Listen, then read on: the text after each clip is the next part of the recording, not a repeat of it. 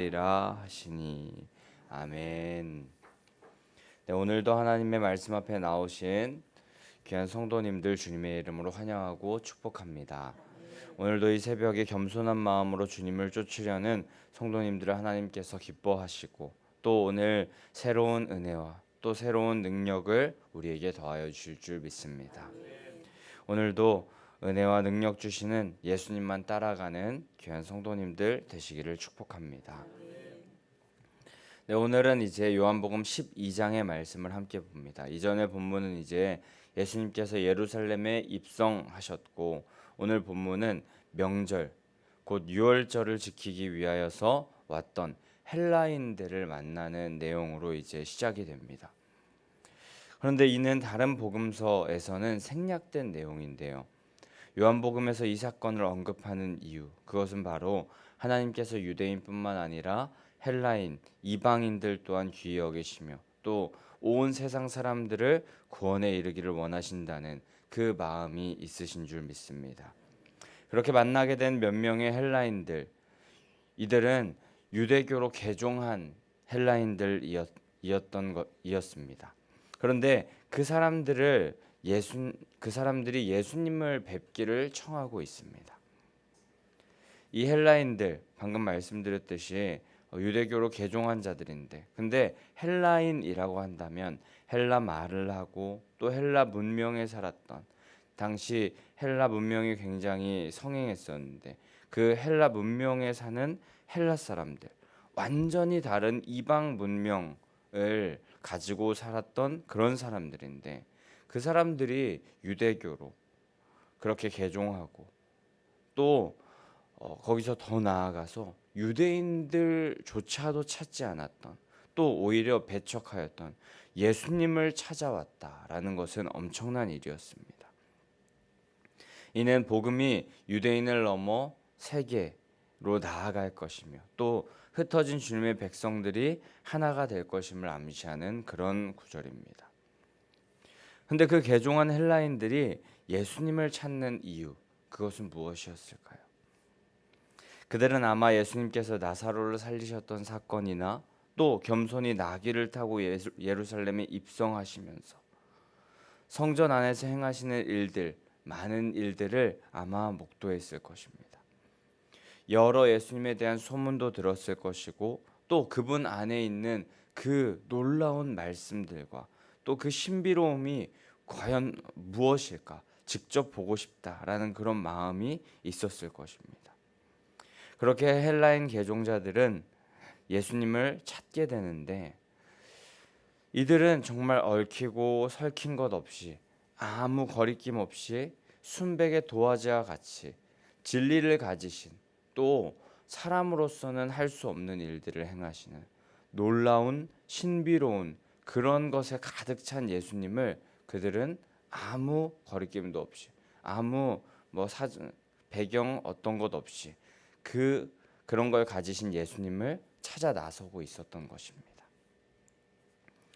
그런데 그렇게 예수님을, 그 신비로운 또 자신들이 만나보고 싶었던 예수님을 찾아 나서는 이 헬라인 개종자들과는 다르게 바리새인들, 서기관들, 그 이스라엘에 살았던 이미 그 하나님을 믿는 그런 사람들, 그 사람들은 예수님을 그렇게 찾지 못하는 모습을 성경에서 우리는 계속 보게 됩니다. 그런데 이는 마치 오래된 그리스도인들, 모태신앙이라고 말하는 사람들, 또 교회의 여러 가지 일들을 감당하는 중직자라고 말하는 사람들과 오늘날 초신자들의 모습을 이렇게 비교해서 보는 것과도 같아 보입니다. 기존의 신자들, 우리들은 너무나도 무뎌져 있는 것 같습니다. 매일 새로운 은혜를 주시며 또 놀라운 역사를 행하시는 주님을 우리가 믿고 있음에도 불구하고 계속하여서 옛날의 영광, 또 옛날의 은혜에 잠겨서 오늘의 예수님을 찾지 않습니다. 또 우리가 주인 되어서 우리를 인도하여 주시겠다는 그 예수님께 우리가 관심이 많이 없는 것 같습니다. 하지만 초신자들, 처음 예수님을 영접하며 믿기 시작한 사람들은 스펀지처럼 복음을 흡수하고 또 뜨겁게 예수님의 은혜를 갈망하는 모습을 우리가 발견하곤 합니다. 성도님들, 우리도 예수님을 배우고자 하는, 예수님을 매일매일 찾고자 하는, 또 매일매일 새로운 은혜를 주시는 예수님을 만나고자 하는 그 열망이 있어야 할 줄 믿습니다. 매일매일 그 열망으로, 그 사랑으로 새로워져야 할 줄 믿습니다. 우리 처음 만났던, 예수님을 처음 만났던 그 첫사랑, 첫 마음, 첫 감격을 회복해야 하고, 그분만이 우리의 구세주 되시며 그분만이 우리의 주인 되심을 신뢰하며 나아가는 자 되어야 할 줄 믿습니다. 예수님만이 우리를 자유케 하시며 그분 안에 진정한 생명이 있음을 기억하며 나아가는 자 되어야 할 줄 믿습니다. 개종한 헬라인들과 같이 우리가 처음 주님을 만났을 때와 같이 또 유일한 구원의 길 되시는 예수님을 찾고 예수님께 나아가기를 사모하는 인생들 되기를 축복합니다. 자, 그렇게 빌립에게 이 헬라인 개종자들이 예수님을 찾기를 구하였더니 빌립이 안드레와 함께 이야기하고 그 둘은 예수님께 나아가서 헬라인들이 주님, 예수님을 찾기를 원합니다 라고 이렇게 여쭈니 예수님께서 말씀하시기를 인자가 영광을 얻을 때가 왔도다 라고 그렇게 말씀하십니다. 헬라인 개종자들이 예수님을 만나기를 청하니 예수님은 자신의 때가 왔음을 깨달으셨고 자신의 때가 왔음을 말씀하셨던 것입니다. 예수님은 자신의 죽음이 임박하였지만 그 죽음은 실패가 아니었고 십자가는 완전한 죽음이 아니었고 십자가 위에서 승리하게 될 것이며 그것은 바로 영광을 얻을 때라고 말씀하신 것입니다. 이방인들, 헬라인들이 예수님을 찾는 모습에 온 세상에 빛을 비추시는 영광의 왕 예수님께서는 자신의 때를 깨닫고 아셨던 것입니다. 예수님은 이제 온 열방에 그 영광의 빛을 비추기를 원하셨는데 그러기 위하여 예수님께서 거쳐야 할 단계가 있었으니 그것은 바로 영광의 빛을 비추시는 것이 아닌 그 전 단계 십자가의 고난을 감당하셔야 했습니다.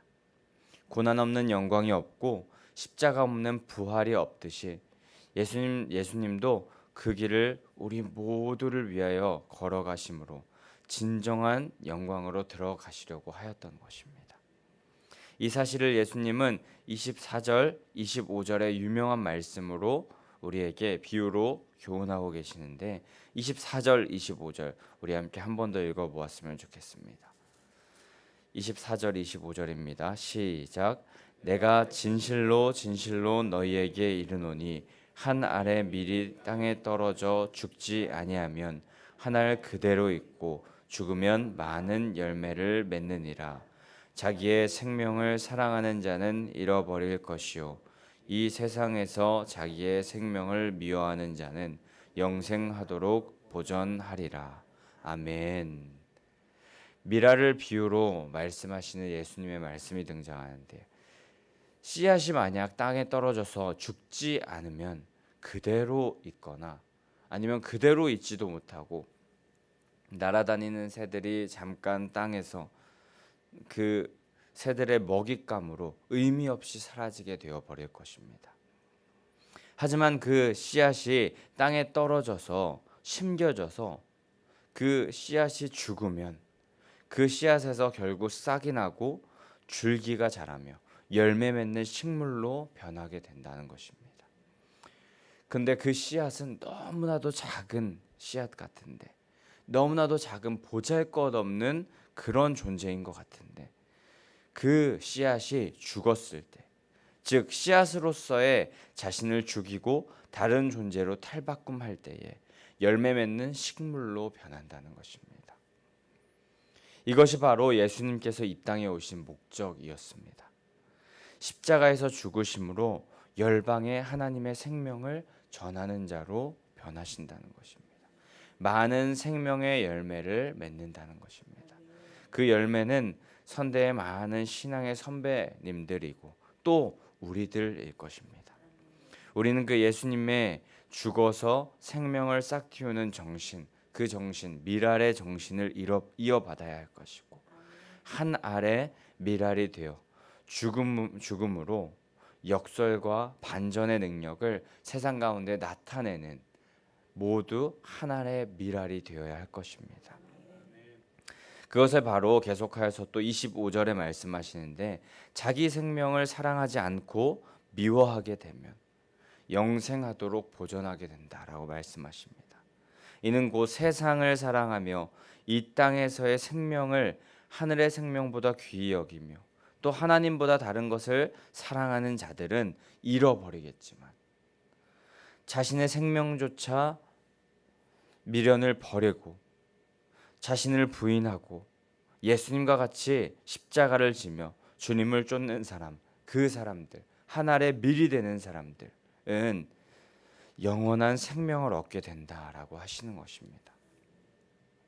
우리는 이 말씀이 그대로 이루어지는 모습을 말씀 속에서 또 역사 속에서 많이 발견하고 있습니다. 사도행전 7장에서 스데반은 순교를 당합니다. 그는 유대인들과의 생각이 다른 탓에 돌에 맞아 죽게 됩니다. 그리고 그 이후에 사울의 교회 박해가 이어지게 됩니다. 하지만 그런데 그 스데반의 순교를 계기로 하여서 그리고 그 교회의 박해가 이어지는데 그를 계기로 하여 흩어진 성도들은 오히려 그 흩어진 곳에서 복음을 전하게 되며 사마리아와 또 더 멀리 더 넓게 안디옥까지 또 그 이후에 여러 그 바울의 전도 여행을 통하여서 그 스데반의 순교를 계기로 하여 많은 넓은 곳에 복음이 전해지게 됩니다. 순교자의 피가 결코 헛되지 않은 것입니다. 한 알의 밀이 땅에 떨어져 죽어서 심기어서 그곳에서 싹을 틔우고 열매를 맺는 귀한 역사가 일어났었던 것입니다. 그리고 또한 역사 속에서도 한 알의 밀이 떨어져서 죽었을 때 싹을 틔우고 또 열매 맺는 모습을 보게 되는데요. 바로 순교자의 피가 서려 있는 땅, 바로 이 조선, 우리나라 땅에도 그런 역사가 있습니다. 1866년 우리가 잘 알고 계시고 한 번씩은 들어보셨던 토마스 선교사는 조선의 성경과 전도지를 가슴에 품고 제너럴 셔먼호라는 배에 탑승하여서 대동강변으로 들어오게 됩니다. 그런데 이때에 우리나라에서는 흥선대원군이 세국 정책을 펼치고 있던 때였는데 그때 대동강변으로 들어왔는데 하필 그때 물이 썰물로 변하는 때라서 배가 움직이지 못하는 딱 그런 상황이 되었습니다. 그래서 그때 앞으로 갈 수도 뒤로 갈 수도 없는 그런 상황이었는데 그때 우리나라는 세국 정책으로 인해서 그 미국에서 들어온 배에 불화살을 쏘아서 미국 선원 23명이 그 자리에서 죽임을 당하는 사건이 있었습니다. 이때 통역관으로 함께왔던 토마스 선교사도 죽임을 당하게 되는데 그렇게 죽임을 당하기 직전 그때 토마스 선교사는 성경과 전도지를 그 대동강변 있던 그 조선인들에게 사람들에게 내던지고 순교하게 됩니다. 연약한 한 사람이 복음을 전하려고 나름 큰 뜻을 품고 예수 그리스도의 사랑을 가지고 조선으로 왔지만 조선 땅을 한 번도 밟아보지 못하고 죽어버리는 이 어처구니 없는 상황, 정말 아무 의미 없는 그런 죽음 같아 보입니다. 그런데 그러나 그가 던진 그 성경과 전도지는 결국에 평양 최초의 장대연 교회를 세우게 되는데 쓰임 받게 되고 성경 번역을 돕는 일을 길러내는 데 쓰임 받게 되고 또 그의 순교의 소식을 듣고 많은 다른 선교사들이 조선 선교에 관심을 갖게 되는 그 계기가 되게 됩니다. 그로써 지금 우리나라에 기독교가 전파되는 물꼬를 트이게 된 것입니다. 성도님들, 한 알의 밀알이 땅에 떨어졌을 때 우리는 생각하게 됩니다. 이 작은 게 어떻게 열매를 맺어? 이게 무슨 세상을 변화시켜? 아무 의미도 없고 밟히고 사라질 것 같다. 토마스 선교사와 같이 큰 뜻을 품고 온 것 같은데 그냥 죽음을 당한, 아무 의미 없는 죽음을 당한 것과 같은 모습을 보이는 것만 같다 라고 그렇게 생각될 수 있습니다. 하지만 그 한 알의 밀알이 죽었을 때 아무 의미 없는 죽음이 아니라 그 죽음은 싹을 틔우게 되고 열매 맺게 하여서 그 열매를 많은 이들로 하여금 그 열매는 많은 이들을 배불리는 열매로 자라나게 될 것입니다. 생명을 나누어 주는 열매가 될 줄 믿습니다. 순교자들의 열매가 그러하였고 예수님께서는 십자가에서 그 본이 되어 주셨습니다. 온 세상에 빛을 전하는 역할을 감당할 수 있도록 예수님께서는 본을 보여주신 것입니다. 그러나 그 정말 영광스러운 그 열매가 반드시 맺히겠지만 그 열매를 맺게 하기 위하여서 가장 먼저 그 한 알의 밀이 죽어야 합니다. 그 길은 굉장히 괴로운 길입니다. 예수님께서 오늘 말씀에서 27절에서 말씀하시길 마음이 괴롭다라고 하십니다. 우리 앞에 놓인 십자가의 고난과 고통은 우리를 괴롭게 하고 또 두렵게 하기 충분한 것입니다. 하지만 그 속에서도 주님께서 주시는 용기를 가지고 그 괴로운 길, 두려운 길을 순종하는 마음으로 걸어가는 자를 하나님께서는 영광스럽게 하신다 하십니다. 예수님께서도 괴로워도 자신이 걸어야 할 길을 아시고 자신이 해야 할 일에 순종하며 오직 주님의 영광을 위해 담대히 그 길을 걸어가겠다라고 그렇게 고백하셨을 때 하나님께서는 말씀하시기를 영광스럽게 하리라 라고 28절에 말씀하셨습니다. 우리도 열매 맺기 위하여서 죽어야 합니다. 하지만 그 길이 괴롭고 두렵습니다. 무섭고 하기 싫습니다. 그냥저냥 편하게 누릴 것만 누리면서 살고 싶습니다. 그게 진짜 즐거움이고 기쁨이고 행복인 것 같아 보입니다. 하지만 죽지 아니하면 한 알 그대로 있다고 합니다. 아무리 갈고 닦아도 그대로입니다. 그리고 쉬이 그 한 알은 사라져 버릴 것입니다. 썩어 버릴 것입니다. 눈에 보이지 않게 그저 바람에 날아가 버릴 것입니다. 하지만 세상의 것들 다 포기하고 죽으면, 그 땅에 심겨져서 죽으면 결국 진정 열매를 맺게 하실 것입니다. 진짜 목숨을 내놓은 순교도 죽음이겠지만 우리 삶의 여러 죽음으로 내몰리는 죽음과 같은 상황들이 우리의 삶 가운데 존재할 것입니다. 어리석어 보이는 상황 가운데 우리가 포기하고 내어놓고 희생하고 섬기는 그런 모든 상황들이 오늘 말씀에서 말씀하시는 죽음의 상황들일 것입니다. 내가 주인 되지 않고 두 주인을 섬기지 않는 그런 삶을 우리가 살아가는 그런 삶들 말입니다. 편하게 살기를 포기하고 그 반대로 걷는 그런 길들, 그 길들 모두 죽음에 포함이 됩니다. 나는 죽고 예수로 사는 삶, 예수님께 길을 여쭙고 그대로 따라가기를 결단하는 삶, 또 내 마음대로 사는 삶을 포기하고 그것을 내어버리고 성령의 인도를 따라 사는 삶, 그 삶이 바로 죽는 삶입니다.